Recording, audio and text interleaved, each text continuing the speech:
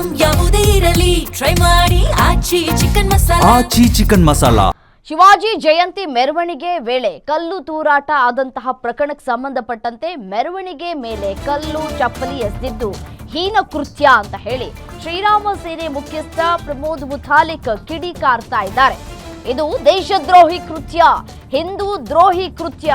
ಈ ಘಟನೆಗೆ ಕರ್ನಾಟಕ ಸರ್ಕಾರವೇ ಹೊಣೆ ಅಂತ ಹೇಳಿಕೆಯನ್ನ ಕೊಡ್ತಾ ಇದ್ದಾರೆ. ಜಿಹಾದಿಗಳಿಗೆ ಕೊಡ್ತಾ ಇರುವಂತಹ ಕುಮ್ಮಕ್ಕೆ ಇದಕ್ಕೆ ಕಾರಣ. ಇಂತಹ ನೀಚರು ದ್ರೋಹಿಗಳನ್ನ ಮಟ್ಟ ಹಾಕಬೇಕು. ಹಿಂದೂ ಸಮಾಜ ಜಾಗೃತರಾಗಿ ಒಗ್ಗಟ್ಟಾಗಿ ಉತ್ತರವನ್ನ ಕೊಡಬೇಕು. ಕಲ್ಲು ಎಸೆಯುವ ಮಾನಸಿಕತೆ ಇರುವವರಿಗೆ ಬಹಿಷ್ಕಾರ ಹಾಕಬೇಕು ಅಂತ ಹೇಳಿ ಧಾರವಾಡದಲ್ಲಿ ಪ್ರಮೋದ್ ಮುತಾಲಿಕ್ ಹೇಳಿಕೆಯನ್ನ ಕೊಟ್ಟಿದ್ದಾರೆ. ಛತ್ರಪತಿ ಶಿವಾಜಿಯ ಮೆರವಣಿಗೆ ಮೇಲೆ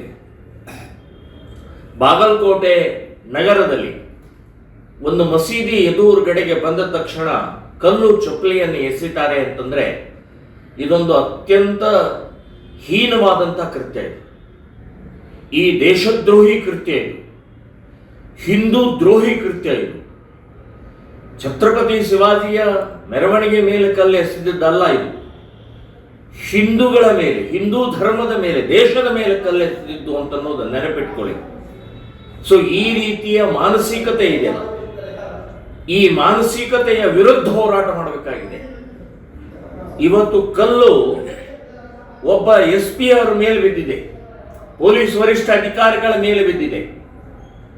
ಅದೇ ಇನ್ನೊಂದು ಎಲ್ಲೋ ಬಿದ್ದಿತ್ತಂದ್ರೆ ಕಲ್ಲು ಬಿದ್ದಿಲ್ಲ, ಏನೋ ಆಗಿಲ್ಲ ಅಂತನ್ನುವಂಥದ್ದು ರಾಜ್ಯ ಸರ್ಕಾರ ಹೇಳ್ತಾ ಇತ್ತು, ಗೃಹ ಮಂತ್ರಿ ಹೇಳ್ತಾ ಇದ್ರು.